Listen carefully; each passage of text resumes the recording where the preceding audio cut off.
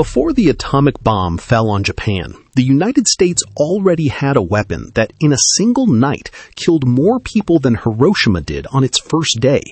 And the craziest part is that this weapon didn't come from a nuclear reactor, didn't need uranium, didn't need Nobel Prize-winning physicists.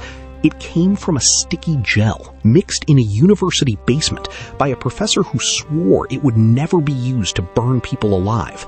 He was wrong. And what happened next is one of the heaviest and least told stories of World War II. When we think of weapons that changed the course of World War II, our minds go straight to the atomic bomb. Hiroshima, Nagasaki, 2 cities, 2 flashes, and the world was never the same. That's true.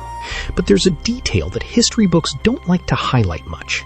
Before those 2 bombs fell, the Americans had already tested, on a Japanese city, a weapon that killed more people in a single night than either of the 2 atomic bombs killed in their first 24 hours. We're not talking about a rumor, an internet theory, or a sensationalist documentary exaggeration. We're talking about a recorded, documented fact with names, dates, and numbers that still make historians uncomfortable today.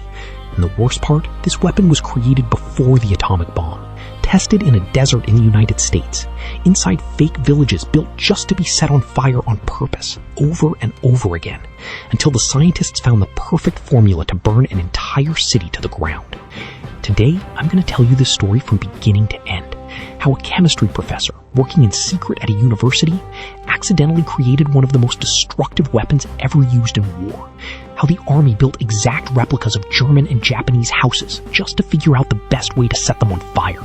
And how a single night over a single city became the deadliest air raid in the history of humanity. Deadlier than Dresden, deadlier than Hiroshima, deadlier than Nagasaki, and almost nobody talks about it. To understand how this weapon was born, we need to go back to the early 1940s, at a time when the United States had a very serious problem on their hands. They couldn't bomb Japan no matter what. Seems strange to say that, right? The Americans had the most advanced plane in the world at the time, the B-29 Superfortress, a gigantic machine, expensive, full of cutting-edge technology, capable of flying extremely high and carrying tons of bombs. The original plan was simple on paper: fly at high altitude, well above the range of Japanese anti-aircraft artillery, and drop precision bombs on factories, ports, and military bases. Surgical bombing, as they called it. Except in practice, it didn't work. The reason is a bit technical, but it's important to understand. Up there, at over 9,000 meters of altitude, the American planes entered a wind current that was too strong, something scientists would only understand better later, and that we now know as the jet stream. Winds of over 200 kilometers per hour pushed the bombers sideways, made the bombs fall far from the target, and completely messed up the aim. The pilots would leave on missions, return to base, and the reports were always the same. Few bombs hit the target, most fell in empty areas, the damage was minimal. Month after month, the American Air Force spent enormous resources, risked the lives of thousands of crew members, and the practical result over Japan was almost nil. A concrete example helps to understand the scale of this problem. In one of the first major missions against Tokyo, over 100 bombers took off with the goal of destroying a specific aircraft engine factory. After hours of flight, facing extreme cold and constant risk of attack, fewer than 30 of these aircraft even managed to visually confirm the target before dropping their bombs, and the final damage to the factory was described in internal reports as practically insignificant. This type of result repeated itself, with slight variations, mission after mission, over entire weeks, making it clear to any military analyst that insisting on the same strategy without changing anything meant continuing to spend lives and resources without making any real progress in the war against Japan. And there was a second problem, perhaps even more serious than the wind. Japanese cities were built in a way that made precision bombing practically useless. Japanese houses at the time were built mainly of wood and paper, light structures, straw or thin wood roofs, walls that were often just paper stretched over a frame. This wasn't by accident. It was a matter of climate and earthquakes. Wood and paper are more flexible and cheaper to rebuild after a tremor. But that same characteristic that protected the houses from earthquakes made them incredibly vulnerable to fire. And not just the houses. A large part of Japanese industrial production, mainly small parts used in airplanes and military equipment, didn't come from large isolated factories in the middle of nowhere. It came from small workshops scattered within the residential neighborhoods themselves, often inside the family's own homes. This meant that bombing only military targets, in the traditional sense, was almost impossible, because the military target and the civilian neighborhood were, in practice, the same thing. And don't think this was a small problem, restricted to just a few boring reports stored in a drawer in Washington. We're talking about a program that consumed billions of dollars in the currency of the time just to develop the B-29. Considered to this day one of the most expensive military projects of the entire Second World War. More expensive even than the Manhattan Project itself that developed the atomic bomb. After spending this entire fortune building the most advanced plane on the planet, the American military command found itself in a humiliating position. The most expensive weapon in history was, in practice, failing to fulfill the only mission it had been created for. The American generals, commanded by Henry Arnold, the head of the Air Force, were desperate. The war clock was ticking. Military leaders calculated that if the war continued as it was, a ground invasion of Japan would cost the lives of hundreds of thousands, perhaps over 1 million American soldiers, not to mention Japanese casualties, which would be even higher. Japan, unlike Germany, showed no signs of surrendering easily. The Japanese military culture of the time preached resistance to the end, and this had already become clear in previous battles in the Pacific, where Japanese soldiers fought to the death instead of surrendering. So the question that haunted the Pentagon was simple and brutal. How do we force Japan to surrender without having to invade the country inch by inch? To give you an idea of the size of this failure, each bombing mission cost a gigantic fortune.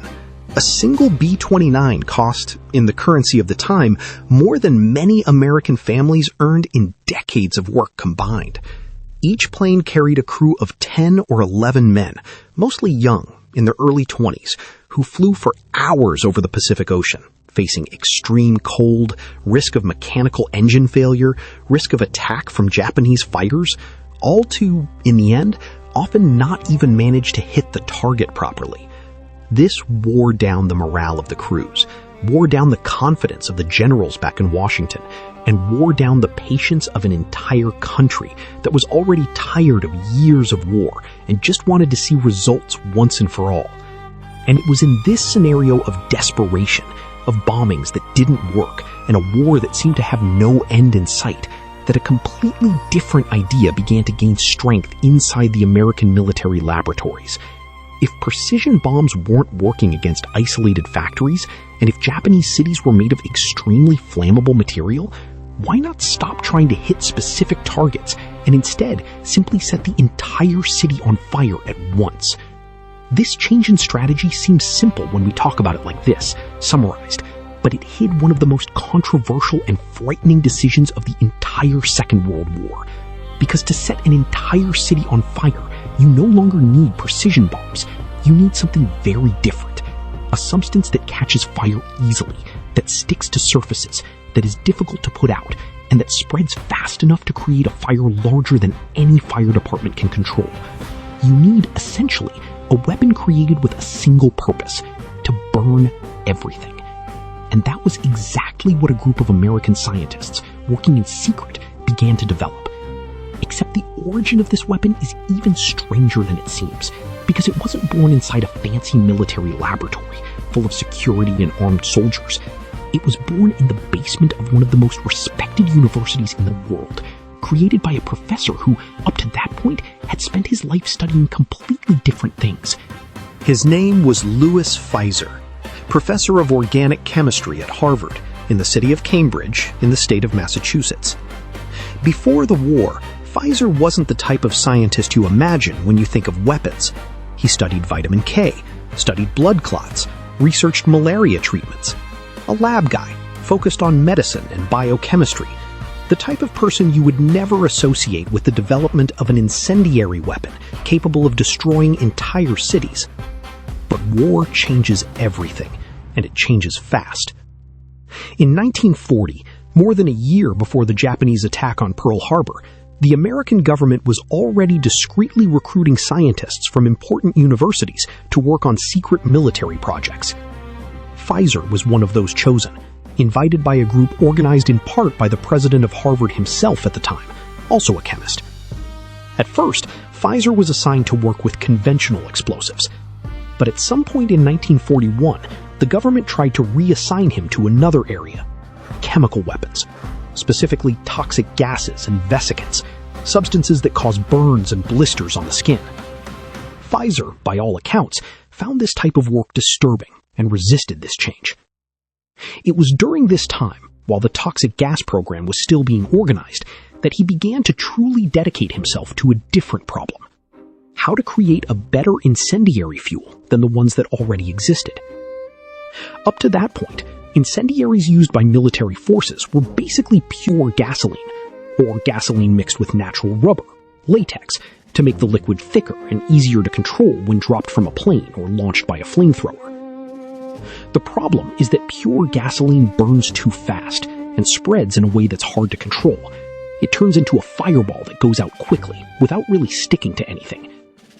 And latex, which helped solve this problem, had become an extremely scarce resource, because the Japanese army had just conquered the world's main natural rubber plantations in Malaysia, Indonesia, Vietnam, and Thailand.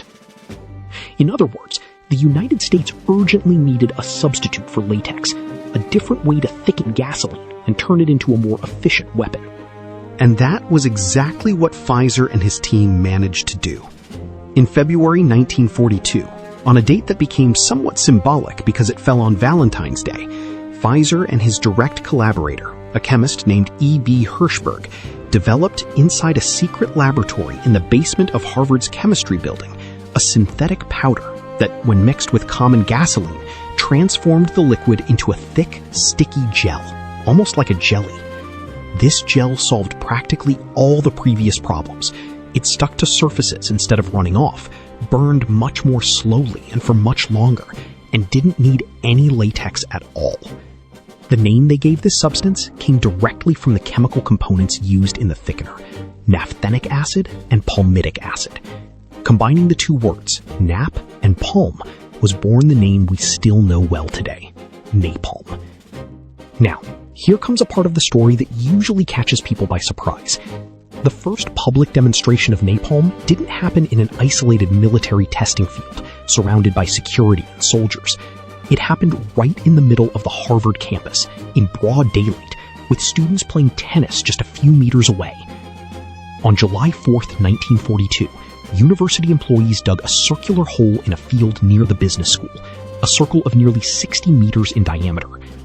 Fire trucks from the city of Cambridge filled this hole with water, creating a kind of shallow pool, about 10 to 20 centimeters deep. The idea was simple.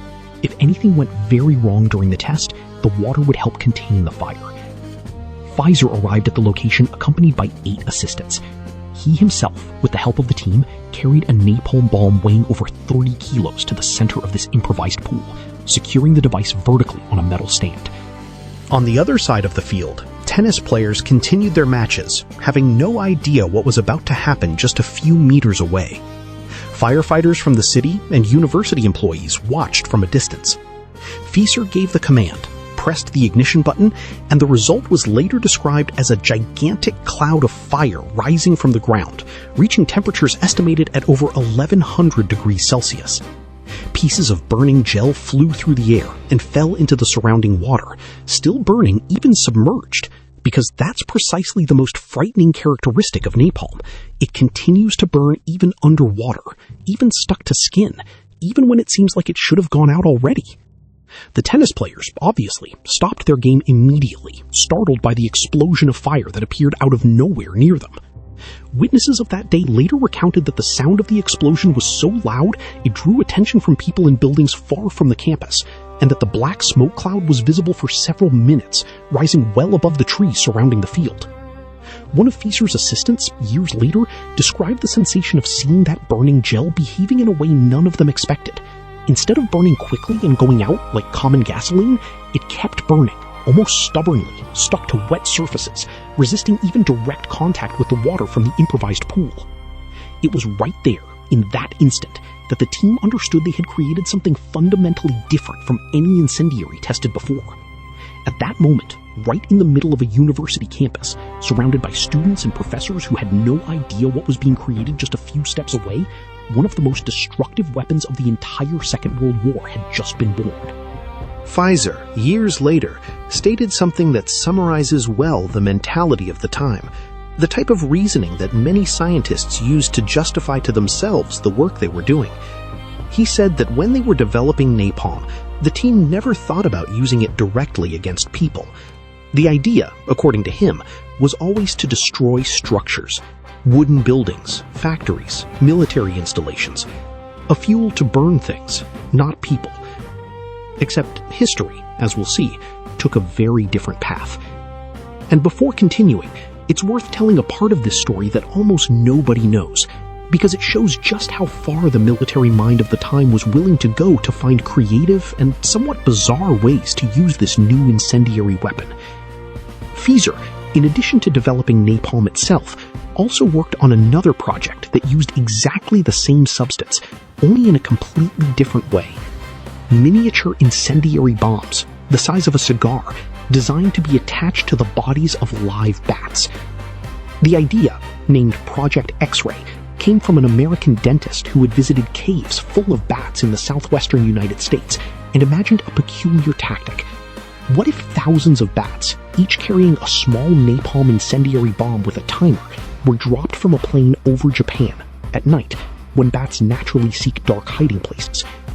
The idea was that these animals would shelter under roofs and inside wooden structures scattered throughout the city, exactly the types of construction most vulnerable to fire, and that hours later, the small bombs would explode simultaneously, creating thousands of small fires simultaneously spread throughout the entire city, an effect similar to what the M69 would later do, only using bats as a delivery vector instead of planes. The project actually received real funding from the American government and went through tests at bases in the deserts of New Mexico and California. In at least one of these tests, some bats escaped the researchers' control and ended up accidentally setting fire to part of a real airbase, proving in a not-so-subtle way that the technology worked, just in a way that was difficult to control. In the end, the project was canceled before any use in real combat, mainly because the development of the atomic bomb began to consume the attention and resources that had previously been directed toward this type of alternative idea. But the important detail here is that the same napalm, created by Fieser in that Harvard basement, was being studied at the same time to be used in as many different ways as possible, from the conventional to the completely unusual, making it clear how much the American Army saw that substance as a central piece of the strategy against Japan, long before any atomic bomb existed in functional form. With napalm created and successfully tested, and with alternative ideas like Project X-Ray being explored in parallel, the next step for the American Army was to figure out the best way to use this new weapon in a real war, in a more direct and more reliable way than dropping bats from a plane. And for that, they needed to answer a very specific question. What is the most efficient way to set an entire city on fire? Not a house, not an isolated building, but an entire neighborhood with hundreds of constructions close to each other. What type of bomb works best? How many bombs do you need per square meter? At what altitude should the plane drop these bombs to maximize the effect? These weren't questions that could be answered with theoretical calculation alone. They needed real tests under real conditions. And that's when the American Army made a decision that even today surprises anyone who discovers this story. They built, in the middle of the Utah desert, exact replicas of German and Japanese residential neighborhoods, just to burn them on purpose, over and over again, until they discovered the perfect formula of destruction. The place was called Dugway Proving Ground, an extremely isolated military testing facility about 135 kilometers southwest of Salt Lake City, in the middle of a practically uninhabited salt desert. This was already a place used to test chemical and biological weapons, a place of extremely high security, far from any curious eyes. In 1943, the Army decided to use this space to build what later became known as the German Village and the Japanese Village. And here the story gets even more bizarre, because the level of detail and authenticity of these constructions was absurd. The Army hired architects, many of them German Jews who had fled Nazism and emigrated to the United States, including names like Erich Mendelsohn and Konrad Wachsmann, professionals who before the war had designed real buildings in Berlin. The irony is heavy. Men who had fled Nazi Germany to save their own lives ended up years later helping the American army design exact replicas of popular Berlin neighborhoods just to figure out the best way to set those same constructions on fire. Mendelssohn, before leaving Germany, had been one of the most respected architects in Berlin, with buildings recognized throughout Europe. He was excluded from the Prussian Academy of Arts in 1933, the same year the Nazis came to power, precisely because he was Jewish, and had to leave the country, passing first through England before finally settling in the United States in 1941.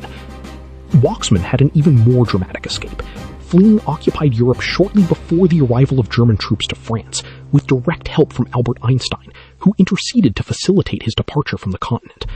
The two men, who had built their lives designing spaces for people to live in, now used that same technical knowledge, that same architect's eye, to help plan the precise destruction of entire neighborhoods, even if they were replicas built in the middle of an American desert.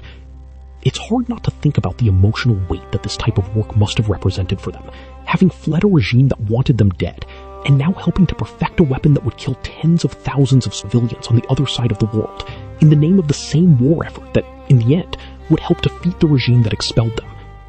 On the Japanese side, the architect responsible was a professional named Antonin Raymond, who had lived and worked in Japan for years before the war, designing real Japanese buildings, including buildings for American companies operating there. He knew Japanese architecture inside out, and this made him the obvious choice to design the test houses. The level of precision of these replicas was impressive and, at the same time, disturbing. To reproduce the Japanese houses, the army needed specific woods that didn't easily exist in the United States, such as Japanese cedar, called sugi, used as the main construction material in Japan. Since it wasn't possible to import this wood in wartime, the Americans confiscated an entire shipment of Russian fir that was on its way to another destination and used this material as a substitute because the combustion properties were similar. To imitate another type of Japanese wood, hinoki, they used Douglas fir harvested from the American mountains. To substitute bamboo, they used a plant called rattan. And to reproduce tatamis, the traditional Japanese straw mats used on the floors of houses, they created replicas made of agave fiber. Inside these Japanese houses, the army even placed chopsticks on the tables, Japanese-style furniture, clothes hanging in closets, children's toys scattered around the rooms, everything designed to reproduce with surgical exactness what the interior of a common Japanese house would look like, inhabited by a common family, with children and everyday objects. Scientists even studied climate records from German and Japanese industrial cities, analyzing temperature, air humidity, and wood humidity to ensure that the test conditions were as similar as possible to the reality of the cities that would be truly bombed. The army even hired the Standard Oil Development Company to supervise the practical part of the construction, and used prisoners from Utah prisons as labor, along with hired artisans, to erect all of this in record time, 44 days. In total, 12 double sets of Japanese houses were built, forming 24 residential units in the traditional style, plus 6 apartment buildings in the German style.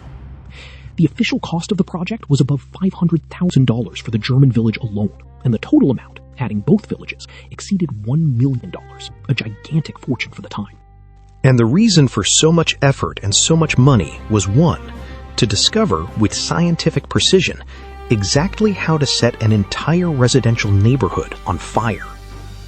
The tests began in May 1943 and continued until July of that year, with additional rounds happening still in 1944. Planes flew over the fake villages and dropped different types of incendiary bombs, thermite bombs, white phosphorus bombs, and of course the new napalm bombs, created from Fieser's formula. At first, they tried to conduct the tests by dropping the bombs from high altitude, imitating how it would be in a real bombing mission. But that didn't give reliable enough results, and the tests started to be done with planes flying much lower, at about 1,500 meters of altitude, or even using scaffolding and utility poles to simulate the fall of the bombs with more control. A curious detail is that the German village and the Japanese village weren't placed next to each other by chance. They were positioned side by side precisely to facilitate direct comparisons between the two construction styles, almost like two laboratory experiments running at the same time, only at the scale of an entire neighborhood. From above, aerial photos from the time show the two villages as organized blocks of houses, perfectly aligned, surrounded by kilometers of empty desert in all directions, a strange visual contrast. Entire communities, carefully decorated with furniture, clothes, and toys, isolated in the middle of nowhere, waiting to be set on fire on purpose. Teams of scientists were positioned with stopwatches and special cameras, some of them high-speed cameras, capable of recording the exact moment the fire pierced the roof and reached the internal beams of the house. This type of record was essential because the objective wasn't simply to see the house catch fire and burn to the ground. The objective was to understand, minute by minute, second by second, each stage of the process. How long it took for smoke to start coming out through the cracks in the roof, how long it took for the first visible flames to appear, how long it took for the fire to become strong enough that it could no longer be put out with the equipment a common resident would have at home. A bucket of water, a wet blanket, a simple fire extinguisher. Each of these answers became a number, and each number became part of a larger calculation, later used to decide how many bombs per square meter would be necessary to ensure that an entire neighborhood caught fire in a way that no fire department, no matter how good, could contain in time. Some of the tests also included cloth dolls and sandbags positioned inside the rooms, simulating bodies of residents, in a cold and calculated attempt to understand not only how the fire spread through the structure, but also the type of heat and smoke that a real person sleeping inside that room at night would probably face in the first minutes of the fire. This type of detail, documented in official army reports that were only declassified decades later, shows just how much this project wasn't just about destroying wood and paper. It was, from the beginning, a project designed with full awareness that there would be people inside these houses when they were truly set on fire on the other side of the world. Based on hundreds of these test rounds, repeated over more than a year, the Army scientists finally reached a conclusion that would become the basis of the entire strategy later used against Japan. After each test, the houses were completely destroyed by fire and then rebuilt from scratch using the same materials and the same care as before, only to be set on fire again in the next round. In total, the villages were bombed and rebuilt at least 27 times. Some sources say that specific parts were destroyed and rebuilt 3 or 4 times each. Military officers observed everything from inside a reinforced concrete bunker, about 360 meters away, noting every detail.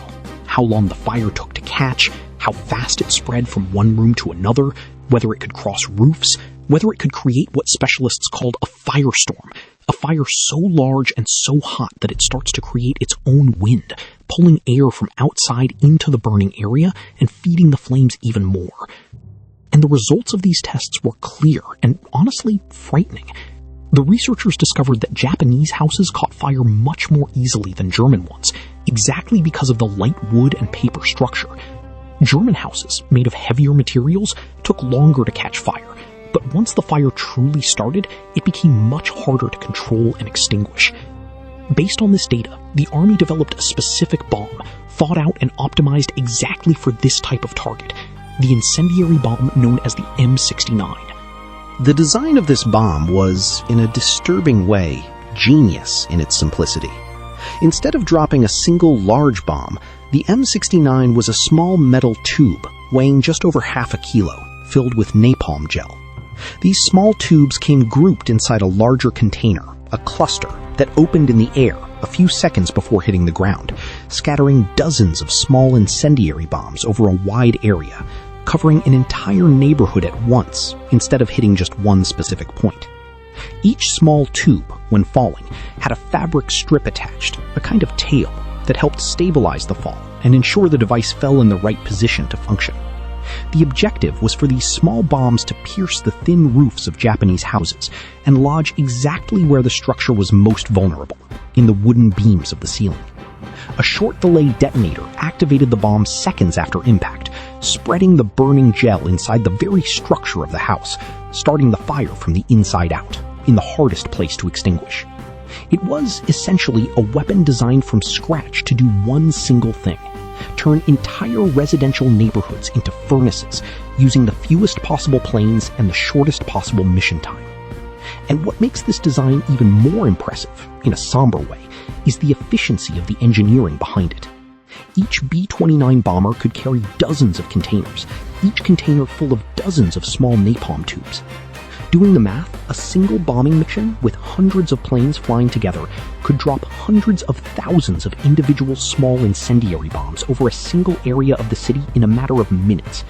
It wasn't a single, gigantic, spectacular bomb, the kind that appears in movies. It was the opposite. Thousands of small fire foci, cheap to produce, easy to manufacture en masse in American factories, that together created a destruction effect much greater than any isolated conventional bomb could produce alone. Engineers calculated the ideal density of bombs per square meter necessary to ensure that practically no construction within the target area escaped the fire. A macabre calculation, but extremely effective. And the production of these bombs, once the formula and design were defined, happened on a gigantic industrial scale. American factories, many of them managed by large chemical and petroleum companies that had been collaborating since the beginning with the development of napalm, began to produce this type of incendiary munition by the millions of units, supplying not only the attacks against Japan, but also, on a smaller scale, operations against Germany in Europe, where the same type of bomb, adapted to European constructions, was also used in certain attacks. It was essentially an assembly line of destruction. Metal tubes filled with flammable gel coming out of American factories, being packed in containers, loaded onto ships and planes, and sent to bases in the Pacific, ready to be used in the next mass bombing mission. While all of this was happening in the Utah desert, the war in the Pacific kept moving, and the patience of the American generals kept running out. The precision bombings at high altitude, as we've already seen, kept failing month after month without sufficient results. It was in this context that in January 1945, a new commander took control of the Air Force responsible for the attacks on Japan, Major General Curtis LeMay. LeMay was a man known for his tough reputation, direct, obsessed with results. He had built his career being exactly this type of commander, the guy who solves the problem, without worrying too much about what others think about the method used to solve it. Before being transferred to the Pacific, LeMay had already commanded bombing operations in Europe, where he gained a reputation for developing aggressive and often risky tactics for the crews he commanded. He himself, years later, summarized well the type of pressure he felt at that moment of the war, publicly saying that if the United States lost the conflict, officers like him would be judged as war criminals for the very tactics they were using. In other words, he knew exactly the moral weight of what he was about to do. And he decided to move forward anyway, because he saw it as the only path to shorten the war and avoid a ground invasion that, according to the calculations of the time, would cost the lives of far more people, both Americans and Japanese. He arrived at command after his predecessor was removed from the position, precisely because of the weak results of the precision bombings. And LeMay, analyzing the reports from previous months, reached a radical conclusion. The entire strategy needed to change. Precision bombing at high altitude during the day wasn't working because of the wind, the unpredictable weather, and Japanese anti-aircraft defense. The solution he proposed was shocking for the time. Instead of flying extremely high during the day, trying to hit specific targets with conventional bombs, the B-29s would now fly low, between 1,500 and 2,700 meters of altitude, at night, individually instead of in formation, carrying not conventional explosive bombs, but incendiary bombs, the newly developed M69 from Fieser's napalm. The logic behind this change was cold and calculated. Flying lower, the planes would consume less fuel on the climb, which meant they could carry a much larger bomb load. American intelligence had also concluded that Japanese anti-aircraft defense was much weaker at low altitude and at night than previously imagined, which would reduce the risk for American crew members. And, most importantly for the mission's objective, instead of trying to hit a specific factory in the middle of a city, the plan was now to simply set entire residential neighborhoods on fire at once, knowing that a large part of Japanese industrial production, as we've already seen, was scattered precisely within these residential areas, in small workshops inside the very homes. Some of LeMay's officers and advisors were concerned about this change in tactics. There were people within the command itself who feared enormous losses of planes and crew members. Some intelligence officers even predicted that up to 70% of the bombers could be shot down in a mission of this type, since flying low also means being more exposed to certain types of artillery. But LeMay decided to move forward anyway. Interestingly, he didn't ask for formal direct approval from his superior, General Arnold, for this change in strategy. He only informed Arnold's chief of staff, a general named Loris Norstad, and deliberately chose to communicate this decision on a day when he knew that both Arnold and Norstad would be absent. Years later, LeMay would explain this choice by saying he wanted to protect Arnold from any responsibility if the mission went wrong. It's worth highlighting an important detail here, because it shows the size of the change being proposed. Up to that moment, American military doctrine, at least in official discourse, had always relied on the idea of precision bombing, attacking specific military and industrial targets, trying to minimize, as much as possible, damage to civilians. This was the discourse used publicly by the United States since the beginning of the war, including as a way to differentiate themselves from the tactics used by Nazi Germany against cities like London, or from the area bombing tactics that the British Air Force had already been applying against German cities for years. LeMay's decision represented, in practice, a silent abandonment of this doctrine. There would no longer be any attempt to distinguish factory from house, worker from family, military target from civilian target. The entire city, with everything and everyone inside it, became the target. In the days leading up to the mission, the crews underwent intense and unusual training, learning to fly at low altitude at night, a skill that many of them had never practiced before in real combat conditions. The mechanics removed part of the defensive armament from the planes, the machine guns that normally protected against enemy fighters, precisely to make space and reduce weight, allowing each B-29 to carry even more incendiary bombs. It was a calculated bet. If the intelligence about the weakness of Japanese nighttime anti-aircraft defense was wrong, those planes would be flying practically unarmed, low, slow, and full of highly flammable fuel, straight into danger. Many crew members, upon learning these details on the night of the briefing, were visibly apprehensive, aware that they were about to participate in a mission completely different from anything they had done before. And so, with the napalm formula already ready since 1942, with the Dugway tests already having revealed exactly how to set entire neighborhoods made of wood and paper on fire, and with a new strategy of nighttime low-altitude bombing already defined, all the pieces were in place for one of the most destructive attacks in human history. All that remained was to choose the target and the date. The chosen city was Tokyo, the capital of Japan, at the time one of the most densely populated urban areas on the entire planet, with over 1 million people living within the specific area that the American planners had selected as the target. A strip of approximately 5 kilometers by 7 kilometers, covering the districts of Asakusa, Honjo, and Fukagawa. Popular neighborhoods, full of wooden houses crammed together, narrow streets, and yes, exactly as American intelligence had predicted, an enormous amount of small production workshops scattered among the residences. The mission received the codename Operation Meetinghouse. In the internal numbering of the Bomber Command, it was mission number 40. On the afternoon of March 9th, 1945, around 5:30 in the afternoon, the first B-29 took off from the Northfield Air Base on the island of Guam. In the following minutes, over 300 planes took off behind it, departing from bases in Guam, Saipan, and Tinian, with intervals of approximately 50 seconds between each takeoff. In total, 325 planes departed that afternoon, although not all of them managed to reach the final target. Each plane carried tons of M69 bombs, packed in clusters that would open in the air over Tokyo. The trip to Japan took hours. The crews flew over the Pacific Ocean, knowing that this time the mission would be completely different from everything they had done before. Instead of the tight formation and high altitude they were used to, they received orders to fly alone, without formation, at a much lower altitude than any previous mission, straight into the heart of one of the most populous cities in the world, carrying a type of bomb designed specifically to set entire residential neighborhoods on fire. Around midnight, local time, already on March 10th, the first planes began to arrive over Tokyo. The sky was clear, with good visibility, but the wind was extremely strong, blowing between 70 and 100 kilometers per hour, coming from the southwest. This detail about the wind, which seemed like just another weather condition, would end up becoming one of the most decisive and deadliest factors of the entire operation. Inside Tokyo, life was proceeding almost normally up to that point.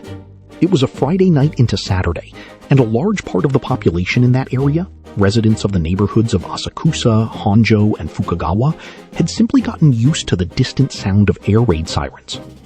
In the previous months, Japan had already suffered several air raids, most of them precision bombings that caused limited damage, directed at factories and specific installations.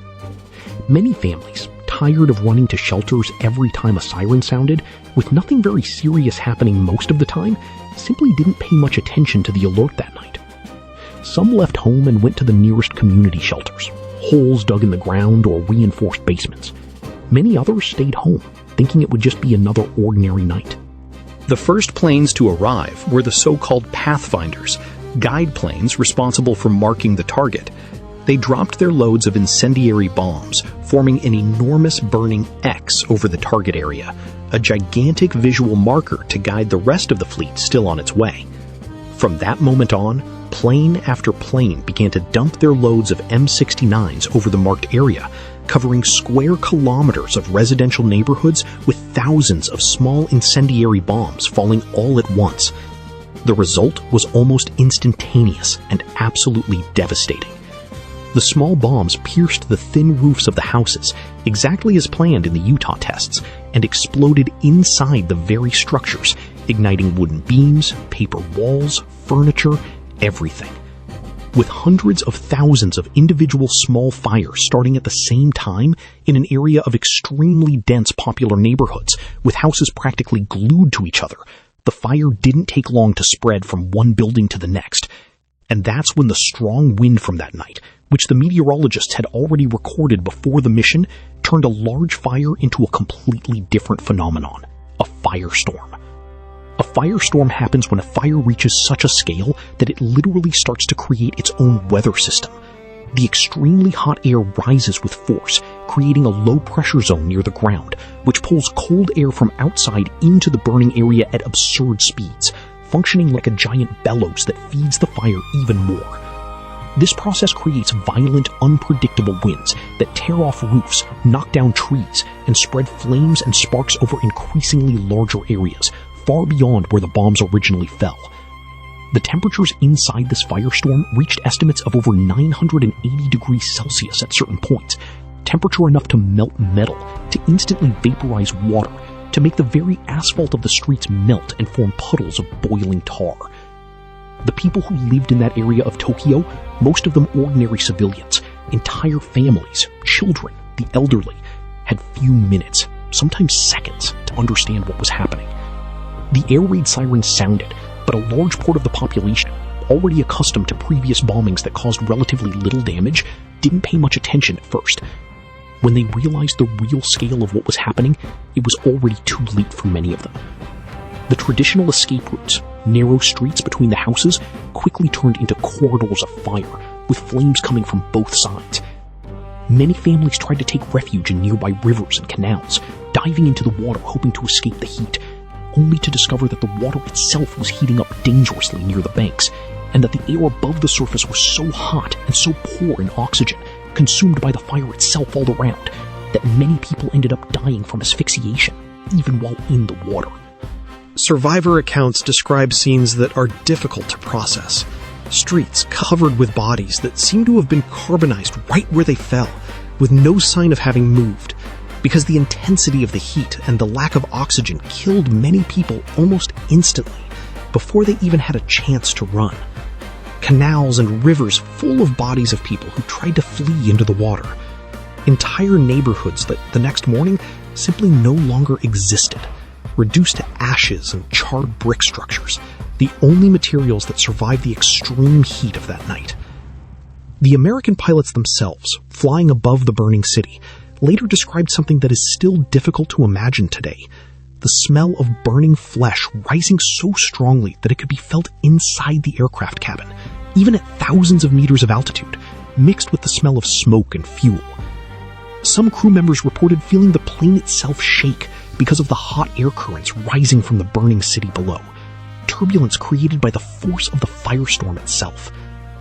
The brightness of the flames was so intense that, according to reports from the time, it was possible to read a newspaper inside the cabin of a plane at over 1,500 meters of altitude, using only the light coming from the fire in the city below.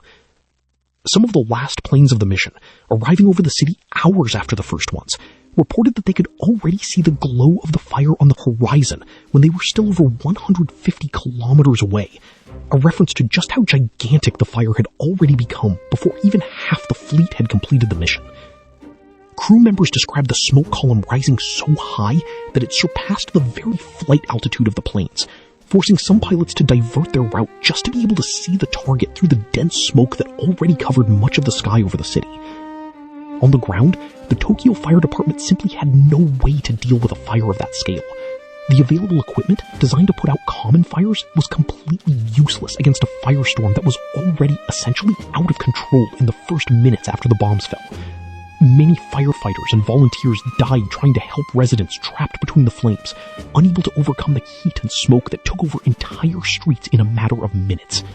The final numbers from that single night of bombing are, even today, difficult to calculate with total accuracy, because the destruction was so complete that many bodies could never be identified or even recovered from the rubble. But the estimates most accepted by historians range between 80,000 and 130,000 people killed, a large part of them vaporized or carbonized in a way that made individual identification impossible.